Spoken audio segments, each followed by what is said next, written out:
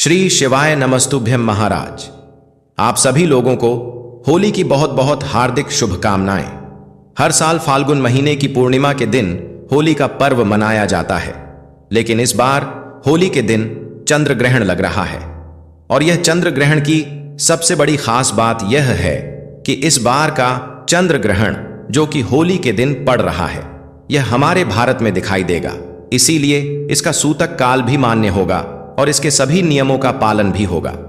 महाराज, होली से पहले होलिका दहन किया जाता है, जो कि शुभ मुहूर्त में करना बहुत ज्यादा जरूरी होता है। और इस बार होलिका दहन के समय में भद्रा काल का समय भी आ रहा है, जो कि इस बार हमारी पृथ्वी लोक पर ही रहेगी। आइए महाराज, अब हम जानते हैं कि इस बार होलिका दहन कब होगा, शुभ मुहूर्त क्या है, होली का पर्व किस दिन और इस चंद्र ग्रहण का होली पर क्या प्रभाव होगा। महाराज, इस बार फाल्गुन पूर्णिमा तिथि की शुरुआत 2 मार्च सोमवार को शाम 5:56 पर होगी और फाल्गुन पूर्णिमा तिथि की समाप्ति 3 मार्च मंगलवार को शाम 5:07 पर होगी। ऐसे में होली का दहन इस बार 3 मार्च 2026 मंगलवार के दिन किया जाएगा और रंग वाली होली 4 मार्च बुधवार के दिन खेली जाएगी। महाराज, इसी के साथ में होली से ठीक 8 दिन पहले ही होलाष्टक शुरू हो जाते हैं और इस बार होलाष्टक 24 फरवरी मंगलवार से शुरू होंगे और 3 मार्च मंगलवार के दिन समाप्त होंगे। इन 8 दिनों में किसी भी नए काम की शुरुआत करना या किसी मांगलिक कार्य की शुरुआत करने से बचना चाहिए। महाराज, इसी के साथ में होली पर भद्रा काल का समय 2 मार्च सोमवार को शाम 5:55 पर शुरू होगा और भद्राक काल 3 मार्च मंगलवार को सुबह 5:28 पर समाप्त होगा। इसी के साथ में इस बार भद्रा काल का वास पृथ्वी लोक पर रहेगा।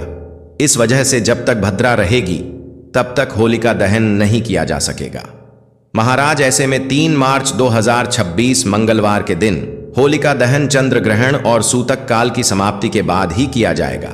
इसलिए होलिका दहन 3 मार्च मंगलवार को शाम 6:46 से लेकर रात 8:50 के बीच में किया जाएगा। महाराज, इसी के साथ में चंद्र ग्रहण 3 मार्च 2026 को भारतीय समय अनुसार दोपहर में 3:20 से शुरू होकर शाम 6:47 तक चलेगा।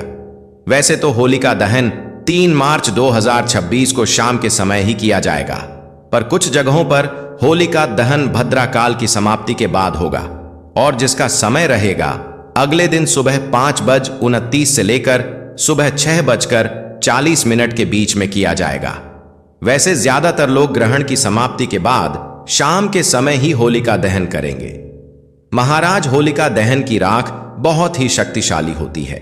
अगर आपके घर में नकारात्मक ऊर्जाएं प्रवेश करती हैं, आपके घर में कोई अच्छे काम नहीं होते हैं, तो उस जगह पर आपको होली की रात को अपने घर पर लाकर इसे दक्षिण पूर्व दिशा में रखना चाहिए। ऐसा करने से घर में सुख शांति आती है।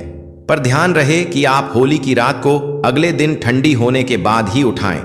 इसी के साथ में चंद्र ग्रहण की समाप्ति के बाद आप सभी को गंगा जल मिले, जल से स्नान भी करना है और पूरे घर में गंगा जल भी छिड़कना है और भगवानों की पूजन भी करना है और दीपक जलाना है। इस तरीके से इस बार होली का दहन किया जाएगा और होली का पर्व मनाया जाएगा। अगर अभी भी आपके मन में कोई प्रश्न है तो वह आप हमसे कमेंट करके पूछ सकते हैं। आप यह वीडियो कहां से देख रहे हैं, कमेंट में जरूर बताएं। श्री शिवाय नमस्तुभ्यम महाराज।